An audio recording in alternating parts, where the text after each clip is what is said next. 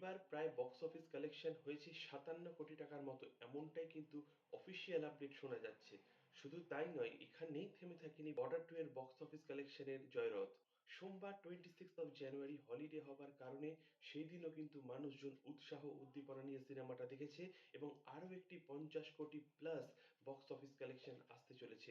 খুব ভুল কিছু না হলে এই দিনও প্রায় ৬০ কোটি টাকার কাছাকাছি বক্স অফিস কালেকশন তুলে আনতে সক্ষম হয়েছে। একটা হিউজ একটা অ্যামাউন্ট তুলে নিয়ে বক্স অফিসে রীতিমতো গর্জন করছে বর্ডার 2।